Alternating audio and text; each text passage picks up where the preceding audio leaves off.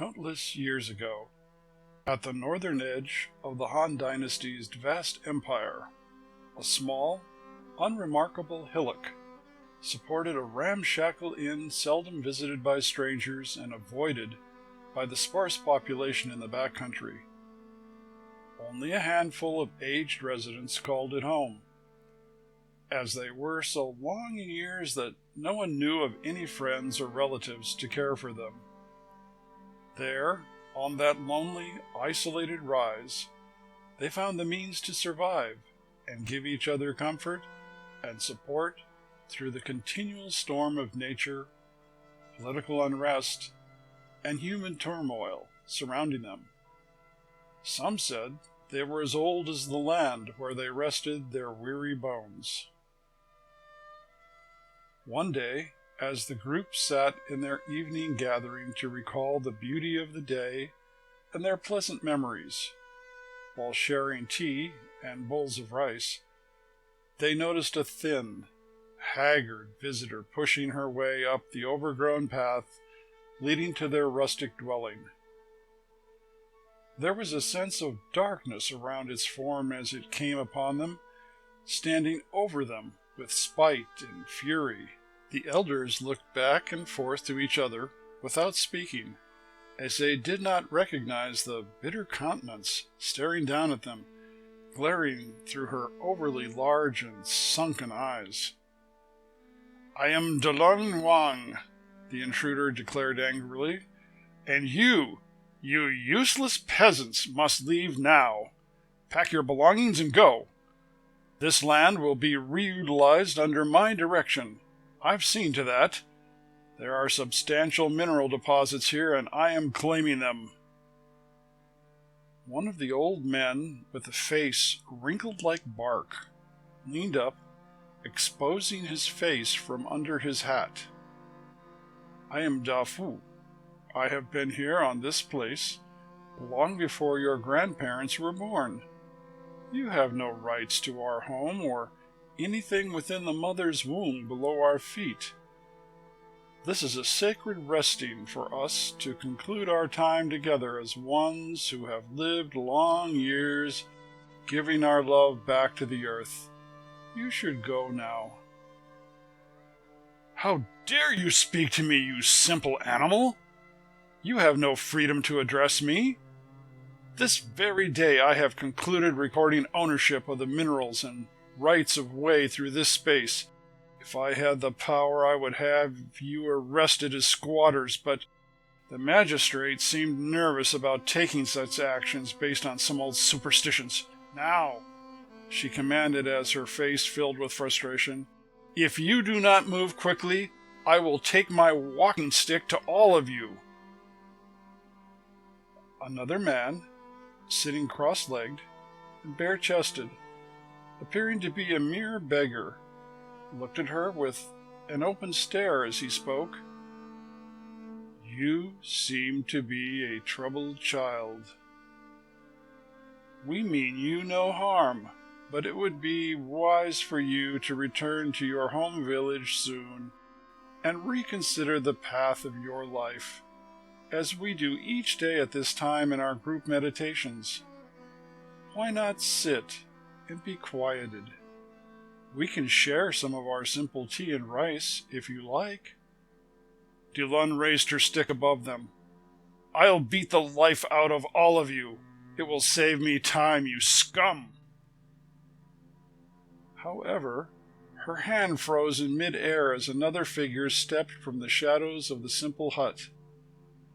Tu stood tall above her, and though lean and fragile, the Taoist monk's staff blocked her intended blows. "I think the time of community well-being is at risk. You have broken all reasonable attempts at their hospitality with your aggression. I ask those now gathered if we might move to resolve this situation with balance." While Delun stood in shock as the seniors nodded their heads, Finn, one of the oldest women in the gathering, pulled the smoking pipe from her wizened lips and pointed to another, like her, nearby. Wah, my sister, do you think we could change this person's perspective? It seems a simple task. Wah turned her head askew and then nodded. She pointed to Li, a woman of fewer years, wearing a simple wrapped cloth headpiece, who held a large calligraphy paintbrush in her hand. The two sisters helped roll out a long sheet of rice paper in front of Li. Yes, my friends, said the painter. I believe I can produce just the form required, but I will need Zheng's assistance for the details. Another woman inched closer to Li's side, with pen in hand. Zheng spoke. Yes, I have just enough ink left from our meditation notes to fill in your wonderful outlines. What are you doing, you foolish idiots? Yelled Dalan, still confused by the actions of the crowd, but still restrained by the monk. Li interrupted. I see it now. Will you add your smoke over these brushstrokes to give them power? Those with pipes in a circle blew a fine fog over the wavy lines from Li's brush as Zheng used intricate cross-hatchings to complete the design. And you brothers, can you provide the chanting? Your voices are so lovely. Zheng nodded as two much younger men seated close together began a low hum, and then followed it with a deep, melodious drone aimed towards the smoke. Dalan began to twitch uncontrollably as she stared down at the elder's drawing, a swirling pattern of black that came alive and rippled across the rice paper, undulating as if alive.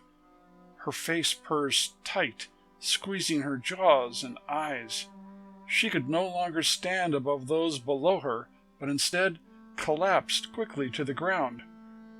Her sparse hair fell away as she tried to scream, but could only emit hissing. Soon she had twisted into a sinuous curve as her eyes narrowed, pupils becoming elongated. There was a sudden silence near the hut. Li rolled up the drawing and let it combust into flames from the small cooking fire used to heat their simple meal.